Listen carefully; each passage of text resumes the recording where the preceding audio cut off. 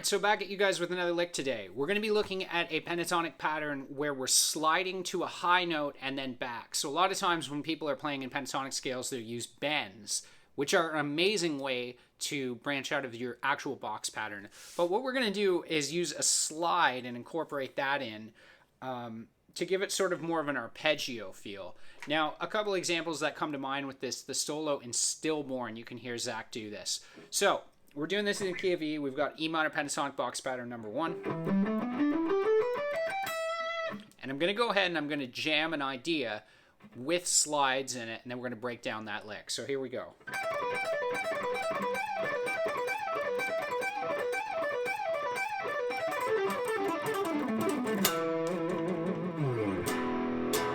Alright, so you've seen me do this lick before. You've seen Zakk do this lick before. Pentatonic scale. Bottom 2 strings. We're going like this.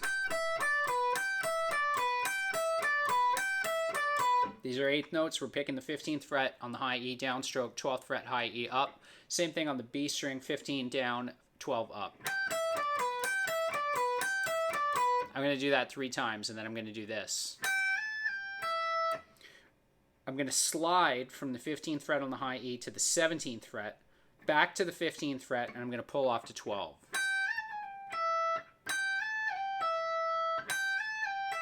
You might need to just practice that on its own for a second.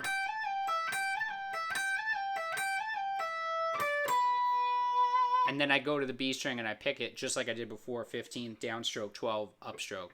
So I've got slowly this.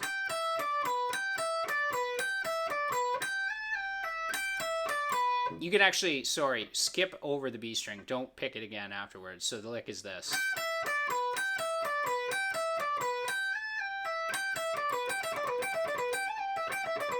That's it.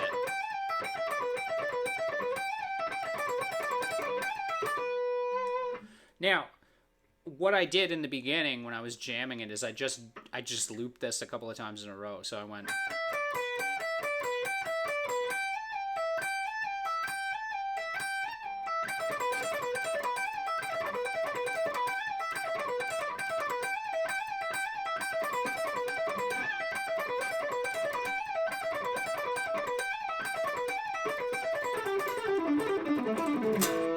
And then I just descended down the scale.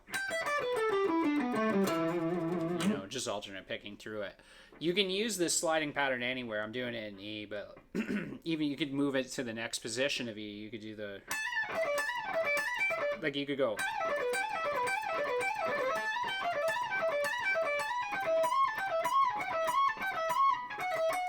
It's hard to get that one, and I've never played that before. Oh, it would be this, sorry. That's a tough one.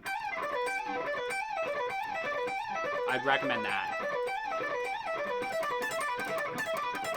And you could do that too. You could add in the extension note with your pinky when you isolate.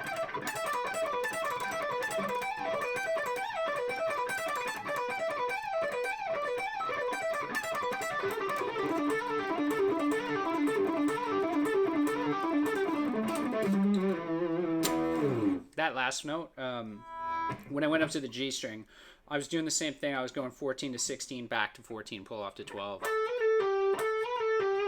And when I came up to the low E string, 15 to 17, back to 15, pull off to 12. It's the same thing as the high E string. I've just dropped it down an octave. So, kind of a cool concept, something that you can add into your playing pretty much right away if you know the pentatonic scale and you're familiar with just practicing it to a metronome and doing it over and over again. I preach that on all the videos, but it's really honestly the truth. I get a lot of comments of people saying like, you know, I wish I could alternate pick, blah, blah, blah. How do you alternate pick? Give me tips to alternate picking. Take your time with it. Be realistic with yourself. Use a metronome. That's the only way to do it. There is no shortcuts. Any video that you see that says the trick to alternate picking, shortcut to alternate picking, it's all garbage. Don't listen to any of that. The only way to be able to do it is to just take your time with it and practice. I don't want to be the one to say that, but that's the honest truth. If you have any questions, leave me a comment below. I always get back to you guys. Love hearing from you. Thank you so much for watching all the videos. It really means a lot to me. I appreciate it so much. I'll see you guys next week.